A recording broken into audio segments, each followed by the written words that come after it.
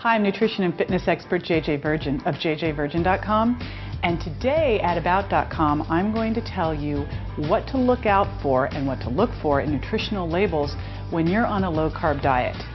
And I want to just share something with you. It's kind of easy to lie with labels, so I want to give you a little heads up on something. If something has less than half a gram, then they can report it as 0. So quite often when you're looking at a serving size, they've made it really small so they can take the carbohydrate grams or the fat grams or whatever it is someone's looking out for down to 0. So just be aware of that. And the first thing I want you to see when you're looking at the label is this serving size really realistic? Okay, because quite often the serving size is this minuscule amount and you're going to use 10 times that. So take that into account. In a low-carb diet, obviously, we're looking at both carbohydrates and sugars.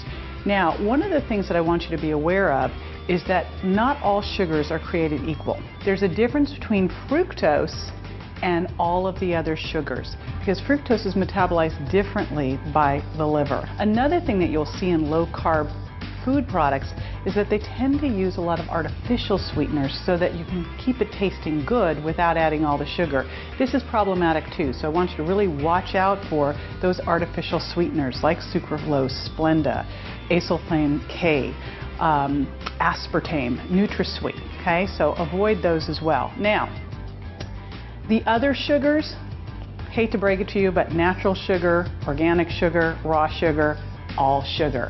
So we're really looking on a low-carb diet as getting your sugar down as low as possible, preferably 0, okay, but at least 5 grams or less. And when you're eating carbohydrates, we really want those carbohydrates to be as close to nature as possible, as least refined as possible, which means a lot of the food labels that you're going to be reading, actually, they'd be foods without labels.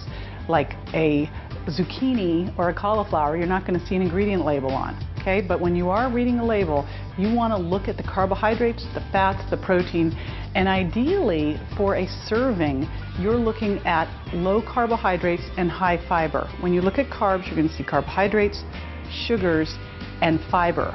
Now the good news is you can actually subtract the grams of fiber from the total carbohydrates. Example, if you're eating a food that's got 15 grams of carbohydrates but 5 grams of fiber, you're only getting 10 net carbs. That's great. The less refined, the less processed, the less of an issue all of this is going to be. I say ideally you're going for foods like almonds, apples, nuts and seeds, non-starchy vegetables, clean lean protein, and they don't even have labels, right? Be sure to visit about.com for more simple tips.